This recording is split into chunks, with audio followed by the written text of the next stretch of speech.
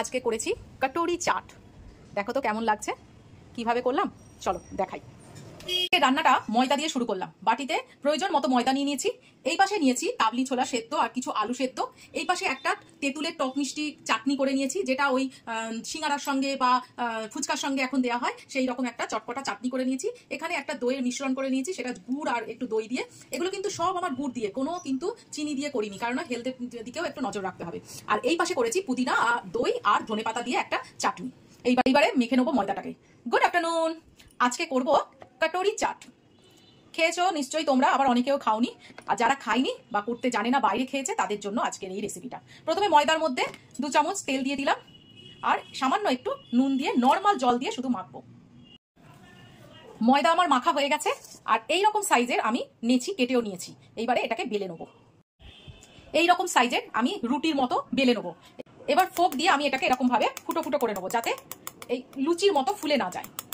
যেহেতু কটরি চাট রেসিপিটার নাম, সেই জন্য আমাকে একটা এইরকম বাটি নিতে হবে। কটরি, হিন্দিতে বাটিকে কটরি বলে, সেই কটরি নিতে হবে। এইবারে এই কটরিটাকে নিয়ে সারাশি দিয়ে ধরবো, আর এইখানে যে তেল গরম করতে দিয়েছিলাম, একটু তেলটা এই বাটির গায়ে বুলিয়ে নেবো। এইবারে এটাকে পুরোপুরি ফোল্ড করে নেবো। এরকম করে আস্তে আস্তে বাটির ধার দিয়ে বাটিটাকে পুরো ফোল্ড করে নেবো।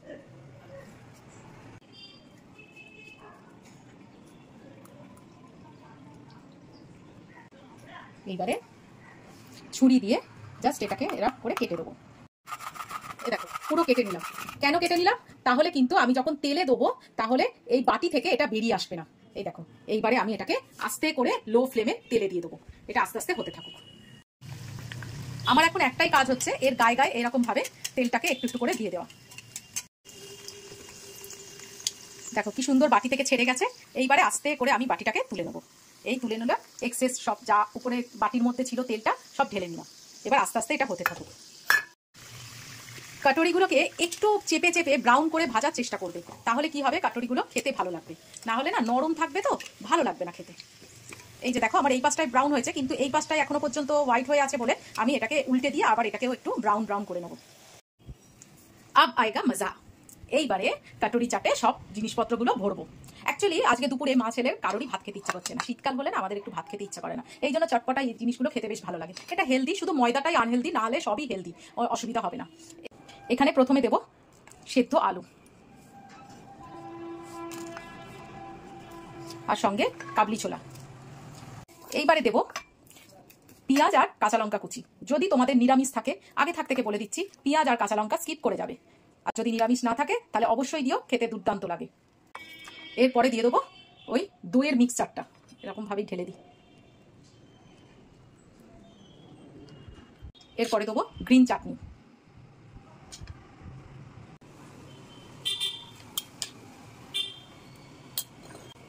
এরপরে দেবো তেঁতুলের টক মিষ্টি চাটনিটা।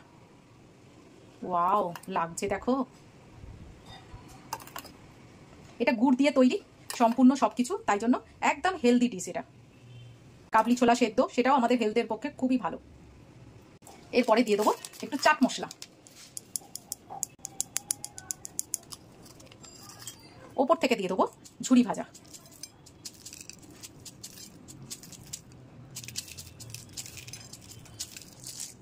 দেখো কেমন লাগছে। আমার ছেলে দেখে তো হাঁ হয়ে গেছে, শুধু জাস্ট হাঁ হয়ে গেছে। খাবার তো পরের কথা। সত্যি দুপুরবেলায় না অনেক সময় ভাত না খেয়ে এইসব খেতে, এটা তো হেলদি, শুধু জাস্ট ময়দাটার জন্যই একটুখানি আনহেলদি। তো বাড়িতে করে দেখো, প্রচণ্ড ভালো লাগবে, একদম গ্যারেন্টি দিয়ে বলছি। তো টাটা।